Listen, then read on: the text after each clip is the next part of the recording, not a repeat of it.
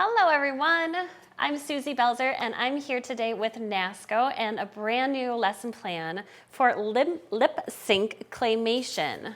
The lesson plan was created by Gwen Sylvan. She is a New Jersey art teacher and she and I worked together to come up with a claymation lesson plan for you. This lesson plan would work with 5th grade all the way up through 12th grade, and you can scaffold it and make it, more simple or more complex, whatever your students need, depending upon the time that you have available. So claymation is a type of stop motion animation, which is a really fun art medium to work with kids. Claymation is where you would use a sculptable clay, like this Jovi Plastina that we're using today. It comes in a variety of colors. It's very smooth, and the important part is it's non-drying. So your students would be able to sculpt figures with them, and you can move and pose the figures as you're shooting and filming your video so that they never harden, they don't crack, and you can get this really nice smooth progression with your characters. So when you're introducing claymation to students, you would want to show them some sample videos. There's a ton available on YouTube. If you just search claymation, I used to teach a stop motion animation class for summer school and I found a ton of content available. After you're introducing the stop motion, you want to get the kids started in the process. For this lesson, it's a lip sync lesson, and so you're having the kids have their characters talk or sing a very small bit of dialogue. And so to do that, you'd want to have them plan out what they're going to create and what their character is going to look at. So your students might start by doing some sketches where they're showing different facial expressions and different emotions, and that way they're really paying attention to eyes, eyebrows, and mouths. Those are those big features that you would want to get a handle on in order to show emotion and expression in your characters. After they've sketched them, you do want to have your students create a storyboard because you are filming. It's a type of filmmaking. And so you're wanting them to show what the start is, what the middle is, and what the ending is. And so you might have your students create a storyboard, and it could be as simple as this one. This is one that Gwen provided that her students did, and we have a bowling pin and a bowling ball, and both of them are showing different expressions, different emotion. There's action happening here, and you even have a quote from the pinball, which is going to be really important for your students to figure out their emotions. Gwen had a lot of great handouts, and some of those are available on Nasco for you to download yourself.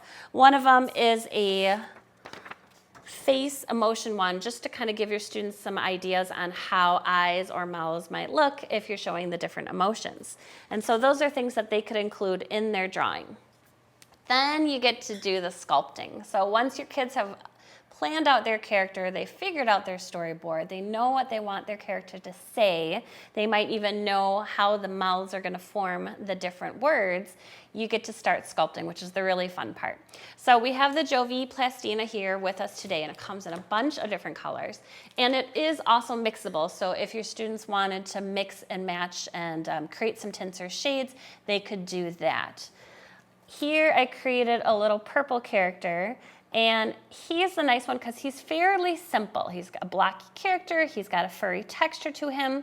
To create the character, I used wire to make an armature. So if you've never experimented using armature before, it's really nice because it makes your clay lighter. So my figurine, even though he's quite big, he's very light, and it uses less clay. So armatures are really the way to go.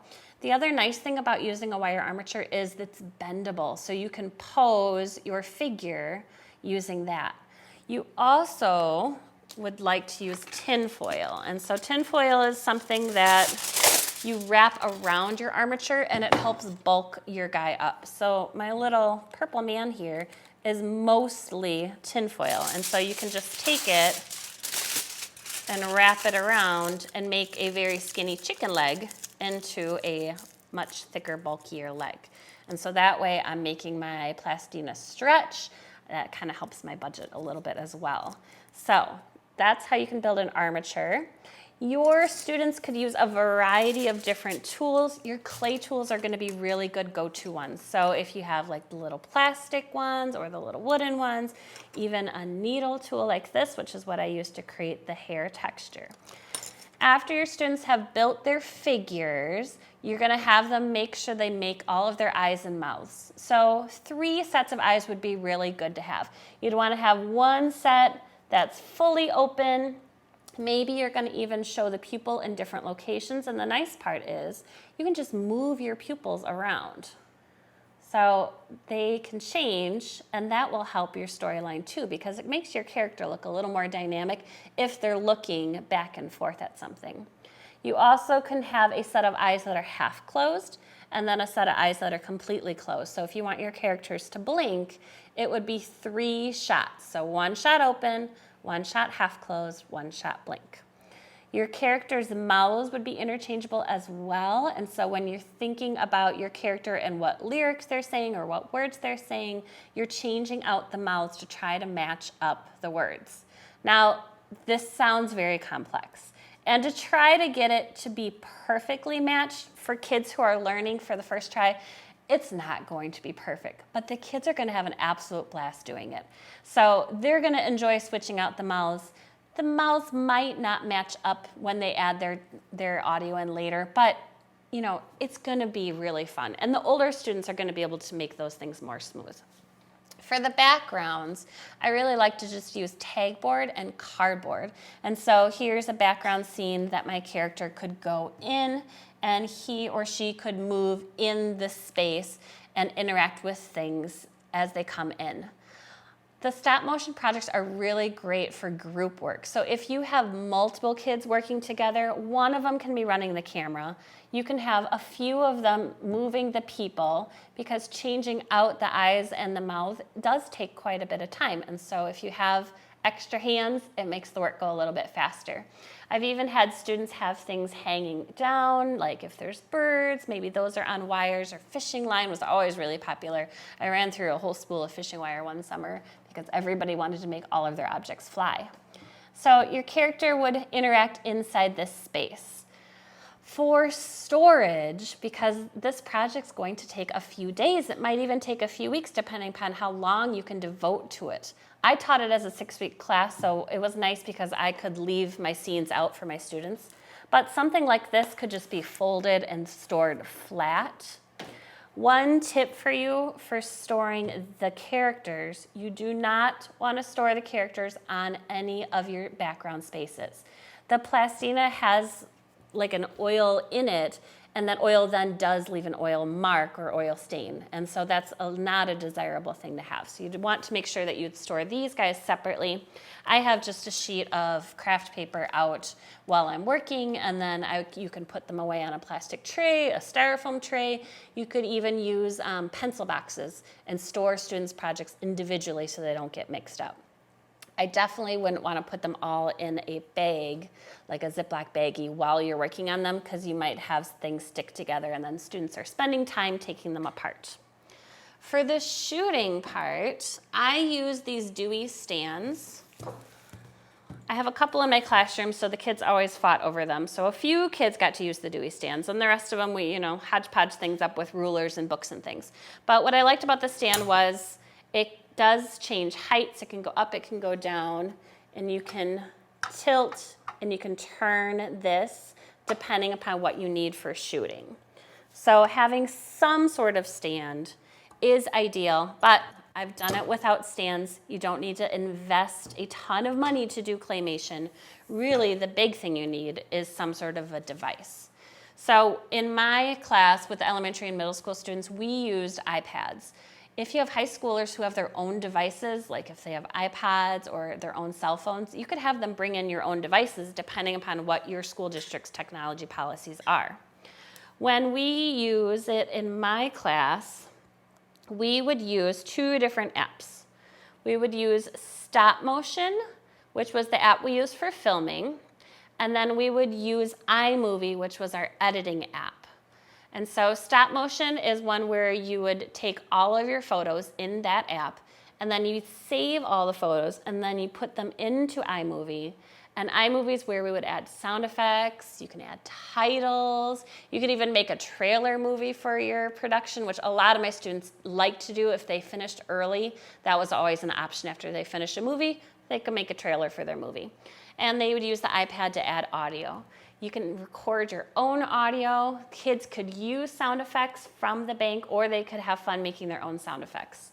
Typically, when I was working with stop motion, I had kids work in different parts of my room because if they're filming, they need a quiet, stable place.